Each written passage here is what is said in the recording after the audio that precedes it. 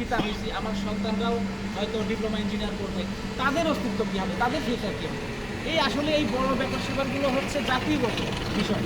এখন আমি বলি যে আইডিবিতে আমি যদি আইডিবির মেম্বারশিপ হলে আমার জন্য ফ্যাসিলিটিস কী, আইডিবি আমাকে কী দিবে, আমি আইডিবিকে কী দিব? এখন ঘটনা হচ্ছে ওই যে রাষ্ট্রীয় নাগরিকের মতো, রাষ্ট্রটা কী দিবে, রাষ্ট্র নাগরিককে কী দিবে, বিষয়টা হচ্ছে প্রত্যেকের জায়গায় আমার একটা রেসপন্সিবিলিটি থাকে। যে কারণে আমি আইডিবিতে গেলে ওখানে তো জাতিগত বড় কোনো সমস্যা যদি হয়, সেক্ষেত্রে ওরা কিন্তু একদম সব কিছু থেকে সবচেয়ে আন্দোলনের কর্মজীবী বড় একটা প্রতিষ্ঠান হচ্ছে আইডিবি। সেই আইডিবিতে কিন্তু আমাদের বিগত 15-16 বছর একবারই নির্বাচন হয়েছে, যেখানে 2 বছর পরে একটা প্যানেল নির্বাচিত হয়, যেখানে 37 একটা পার্সন থাকে। সেটা কিন্তু ছিল না, একজনের স্বৈরাচারীর আন্ডারে পড়ে সে যা বলছে সেটাই করছে। ইঞ্জিনিয়াররা, স্টুডেন্টরা কোনো রকম সেবা পায়নি, সেবা থেকে যেমন আমরা কী করব, আমরা আমাদের এখন যে পজিশন আছে বিশেষ করে আইডিবিতে, আমরা কী করতে পারি, জাস্ট ফর্মালিটি, যেখানে ফর্মটা পূরণ করলাম, আমাদের কিছু সনদপত্র ফটোকপি রাখলো, নিলাম, নিয়ে যেখানে সাংগঠনিক কী আছে, অ্যাডমিনে আছে, অ্যাপ্লিকেশন ডিপার্টমেন্ট আছে, সবই আমাদের লোক। আপনারা কি করবেন, এখানে জমা দিবেন তাৎক্ষণিকভাবে, 1 সপ্তাহ থেকে 15 দিনের ভিতরে যাবতীয় ফর্মালিটিস ফ্যাসিলিটি করে আমাদের ডকুমেন্টটা দিয়ে দেবেন। এরপরে দেখেন অন্তর্বর্তী 3 মাসের জন্য এখানে কমিটি হচ্ছে। এই কমিটির ভিতরে উপসচিব হিসেবে আছে আমাদের বড় ভাই, যিনি যার ছত্র ছায়ায় যাকে আমরা অভিভাবক হিসেবে দেখি। এখন ওনার কথা হচ্ছে যে তোরা এতদিন তো এখানে আসিস, এই বিল্ডিংটা তোদের, এই সম্পদটা তোদের, তোরা এসে এটা পরিচালনা করে সুন্দর করে চালা। আমি তো অন্য জায়গায় আছি, সেক্ষেত্রে আমার তো আর এইগুলো নিয়ে বসার টাইম নেই। তুগার এখন যারা দখল করছিল, অনিয়মের ভিতরে ছিল, সেইগুলো আমরা উন্মুক্ত করে দিলাম। এখন আমাদের যেটা করতে হবে, এখানে গঠনতন্ত্র বা সংবিধানে আছে যে কোনো ডিপ্লোমা ইঞ্জিনিয়ার যদি ওখানকার সদস্য হয় 5 বছর পরে সে নির্বাচিত ক্যান্ডিডেট হিসেবে দাঁড়াতে পারে। আমাদের ভিতরে সিনিয়র পার্সন আজিম ভাই আছে, আমাদের সোহেল বন্ধু আছে, নাজমুল আছে, দেলোয়ার আছে, এদের যদি কারো থেকে থাকে আমাদের পক্ষ থেকে একজন, 37 জনই আমাদের থাকবে, বাট আমাদের প্রতিনিধি হিসেবে একজন এখানে দাঁড় করাতে হবে। তার জন্য আমাদের কি দরকার, এখানে কিন্তু ওখানে যে ধরনের পার্সন থাকে তার তুলনায় আমরা কিন্তু খুব সংখ্যা এবং সব দিক থেকে যোগ্যতা, এডুকেটেড, সব দিক থেকেই কিন্তু আমরা কিন্তু অনেক লো লেভেলে আছি। তা সেক্ষেত্রে হয়তো আমরা পদ দরকার নেই, ক্যান্ডিডেট দরকার নেই, আমরা ওই প্যানেলের মেন কিছু হব সেটাও দরকার নেই, আমাদের একজন থাকলেই হবে।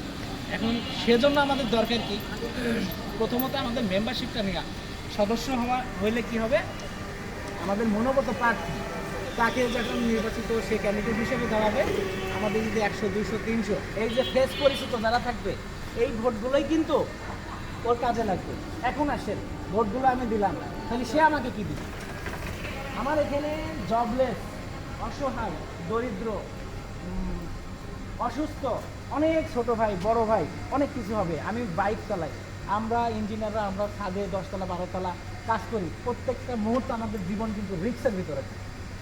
তো সেক্ষেত্রে আমি 2 তলা 3 তলার দিকে পড়ে আমার একটা পা ভেঙেও যেতে পারে, আজীবন বন্ধুত্বও থাকতে পারে, ওখান থেকে কিন্তু এই ইন্স্যুরেন্সটা। এখন দেখেন এখানে ডেঙ্গু জ্বর হয়ে আমাদের এক ছোটো ভাই, সে কিন্তু বিল পেমেন্ট করতে পারছিল না।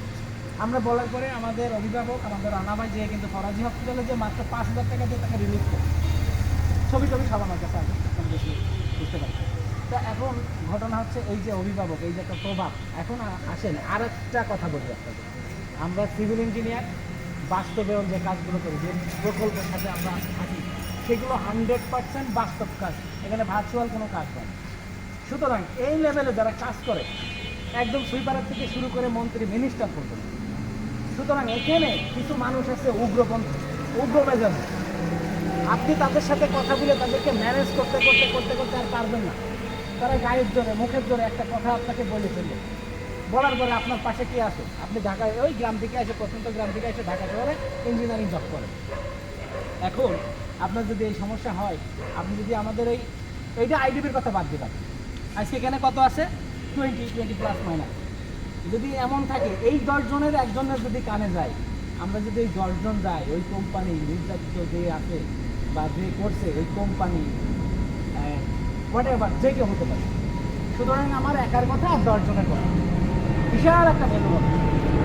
এখন আমি যেখানে যাবো, আমাদের আইডেন্টিটিদের নির্বাচিত হবে, তার মাধ্যমে আমি যখন আমার প্যানেলে, আমার কাছে, রেলওয়ার কাছে, সোহেলের কাছে, আজিমের কাছে, সবাই কাছে, একজন মানে সবাই, এখানে নজরুল মানে 50 জন, সোহেল মানে 50 জন, মানে যে কোনো পার্সন মানে 50 জন, এটাই মানে কি হবে, সোহেলকে কিছু বলা যাবে না, নজরুল আছে, আজিম আছে, ব্যাস। এখন গ্রুপ আছে, একটা এখন একটা সংগঠন গ্রুপ আছে। আছে। এখন আমি বলি আইডিবিটি যিনি থাকবে, আমি দেখি ওখানে যারা আসে প্রত্যেকটা কোম্পানির, প্রত্যেকটা সরকারি ডিপার্টমেন্টের এরা এক্সচেঞ্জার, চিফ ইঞ্জিনিয়ার, বড় বড় কোম্পানি যারা টেকনিক্যাল পার্সন ইঞ্জিনিয়ার, তারাই কিন্তু এমডি চেয়ারম্যান হয়। তারাই কিন্তু সম্মানের জায়গা থেকে, রাজনৈতিক বড় প্রভাব থেকে ওখানে আসে। এখান থেকে কূটনীতিও বেরোয়। বড় বড় যারা ইঞ্জিনিয়াররা কিন্তু, যারা বড় বড় ম্যাপ অ্যাপ্লিকেশন সমীকরণ করে, এদের মাথায় কিন্তু রাজনীতি হবে না। কে বলছে? এদের মাথায় কিন্তু বিশাল রাজনীতি হবে। যখন এরা কিন্তু ওখানে থাকে 5 বছর 10 বছর পরে, যে কোনো একটা সাংগঠনিক কাঠামোর একটা অংশ হইলো, তখন এ দল সে দলকে এদেরকে হায়ার করার চেষ্টা করে। তখন তাদের কাজ হয় কি? তাদের কাজ ওই রাজদত্তে হই রই করে। তারা কি করে? সুন্দর একটা এসি রুমের ভিতরে বসে একটা ম্যাপ সস্তা, একটা মাস্টার প্ল্যান করে। সুতরাং আমরা সেই জায়গা বসতেছি। আমরা রাজনীতিকে আমরা যেমন আজকে দেখেন সালমানের রহমান শত শত কোটি হাজার টাকার মালিক, সে লুঙ্গি আর গামছা ধরে সে পালাইতে হবে। কেন? আমি রাজনীতি করবো, আগে আওয়ামী লীগ ছিল, আজকে বিএনপি আসতেছি বা আসবে।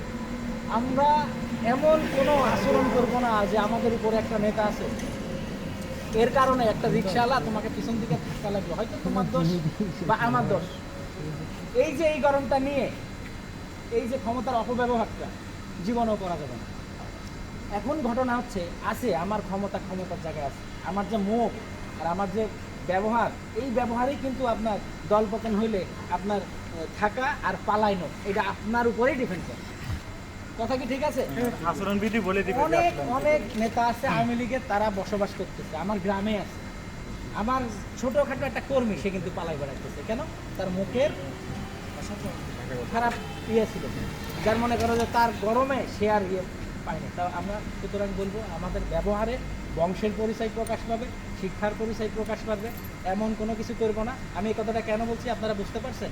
যখন দেখবেন যে রাজনৈতিক একটা সাপোর্ট আছে, আমাদের কাছে 10 জন আছে, আপনি কখনো ভিতর থেকে এই পাওয়ারটা দেখানোর চেষ্টা করবেন না। যতই বিপদ আসুক, যতই খারাপ পরিস্থিতি আসুক, ধৈর্য সহকারে ঠান্ডা মাথায় হ্যান্ডেল করা, এর চেয়ে বড় ক্ষমতাশালী আর কেউ নেই।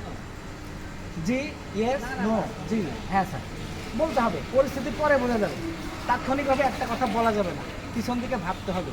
যদি এরকম পরিস্থিতিতে পড়া হয় যে এই ডিসিশনটা এখনই দিতে হবে, তার কাছে অনুরোধ করে বলতে হবে আমাকে 5 মিনিট সময় দেন, আমাকে 10 মিনিট সময় দেন। সেটা ইঞ্জিনিয়ারিং কাজের ক্ষেত্রে হোক বা বড় কোনো ডিসিশনের ক্ষেত্রে হোক। তখন পিছনে যেয়ে একটা বড় ভাইয়ের কাছে ফোন দিয়ে যাবে যে ভাই, আমার এখানে তো 2020 কোডে আমার এখানে মাটাম কত 25 মিনিটে, আমি বুঝতে পারছি না। ও কিন্তু দিয়ে দিবে, তখন আপনি মুখটুক পয়সা এসে বলবেন যে ভাই বিষয়টা তো এমন। সুতরাং তাৎক্ষণিকভাবে কোনো কিছুই উত্তর দেওয়া যাবে না।